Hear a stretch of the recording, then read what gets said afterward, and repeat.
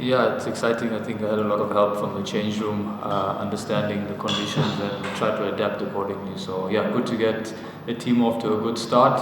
I think as a unit we did really well, collectively set it up with the bat and then the seamers came across. Yeah, like I said, I had some guys with experience in the change room giving me feedback and then just sort of adapting, finding various paces on the wicket and the right length. It's a good wicket, small ground, so you have to be quite brave at times, but also assess conditions pretty quickly. Yeah, it's very difficult. I think if you look at the boundaries, they're very small. These guys don't need 2 hits these days to clear the boundary. And yeah, I think a lot of credit must go to the fast bowlers. They got wickets at regular intervals, which kind of made my life a little bit more easier in that middle period and allowed me to sort of experiment with my lines and lengths. I didn't see the ball because it came out the backdrop, so I just apologized in advance. I know what it's like being a bowler. I saw it then and I didn't see the ball, so yeah, I just put my hands up in apology to the bowler. Look, this is just the way I think at times, and I try and make the adjustment through my skill. Yeah, that's basically what I do. This is the T20 bowling mantra, vary the pace as much as you can? Yeah, I think certain wickets, if it is spinning, you don't need to try too much, but obviously on a wicket that doesn't offer much, you're going to have to try vary your paces and use your lines and lengths accordingly. There's a lot more bounce in South Africa, and it sometimes, surprisingly, it does actually turn in South Africa, but more or less from being a good batting paradise point of view, it's very similar. Yeah, I think so. If we kept some wickets in hand and just built a partnership, I think that was lacking throughout that whole innings, just someone to bat with.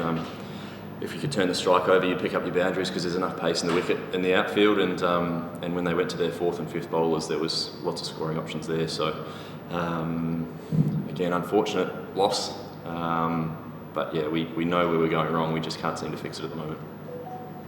Sorry, can you repeat that? He said that if you got the enough overs, more overs, then you could have finished the game single-handedly.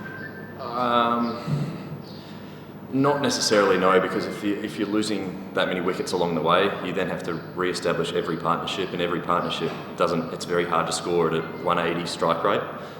So along the way, those wickets that we continue to lose, we ran out of overs like we did there at 8 down, so it just looks a bit different when you're not losing wickets. I think it's difficult to continue to take the risks that you'd like to take. That's a good question, because I think that's been the most difficult part about this, is you can go on and make runs, but yeah, it's difficult to continue to strike the way that you want to when you're losing wickets the other end. Yeah, well, I think you have to have some personal pride. I think you have to have pride as a team, and then when you go out there and show your skills on the park, I think players these days have got a lot to look forward to. If you can have 2 or 3 good performances, the guys that are playing in our team now, they're probably playing for contracts next year and playing for positions in teams. So there's always lots to look forward to and play to. I was lucky to play in Sri Lanka last year in the LPL. That was probably a little bit more of a shock to the system as me as a player. I felt like I had a reasonable game from coming from Sri Lanka and making some runs there to then playing here in Bangladesh. So to be honest, I've actually quite enjoyed it. The ball sort of sits more in the area that I like to swing from, and I don't mind facing the spin. So I've actually quite enjoyed batting here. Yeah.